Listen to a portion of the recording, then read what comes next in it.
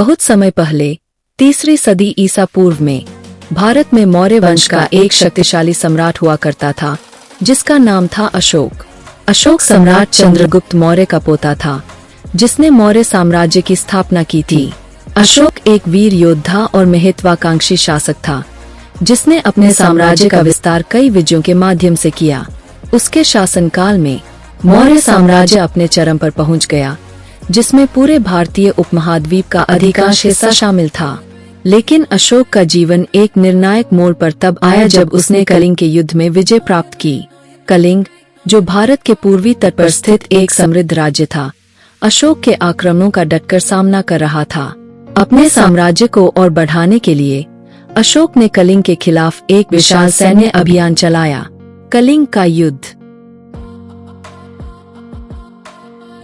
यह युद्ध अत्यंत भीषण और निर्दयी था जिसमें असंख्य जीवनों की हानि हुई। कहा जाता है कि इस युद्ध में 1 लाख से अधिक सैनिक और नागरिक मारे गए और इससे भी अधिक घायल या बंदी बनाए गए। भूमि रक्त से लाल हो गई और नदियों में रक्त की धारा बहने लगी। युद्ध के बाद अशोक ने युद्ध के मैदान का दौरा किया। चारों ओर फैले मृत और घायल पुरुषों, महिलाओं और बच्चों को देखकर अशोक का हृदय द्रवित हो उठा।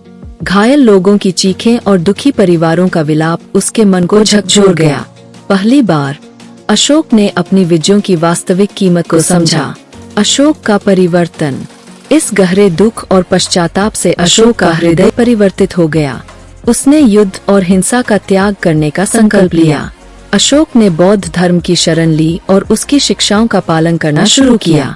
बौद्ध धर्म के प्रभाव में अशोक ने अहिंसा, करुणा और धर्म, न्याय और नैतिकता के सिद्धांतों को अपनाया। अशोक ने स्वयं को केवल एक सम्राट के रूप में नहीं बल्कि अपने लोगों के पिता के रूप में देखना शुरू किया। उसने यह निर्णय लिया कि उसका कर्तव्य केवल अपने प्रजा का भरण पोषण करना, शांति को बढ़ावा देना और बौद्ध धर्म के शिक्षाओं का प्रसार करना है। वह बौद्ध धर्म का संरक्षक बन गया और उसने मठों का समर्थन किया, स्तूपों का निर्माण करवाया और अपने साम्राज्य के हर कोने में शांति और करुणा का संदेश फैलाया।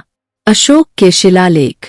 अपनी नई नीतियों को प्रचारित करने के लिए अशोक ने अपने साम्राज्य भर में चट्टानों और स्तंभों पर शिलालेख खुदवाए जिन्हें अशोक के शिलालेख के नाम से जाना जाता है।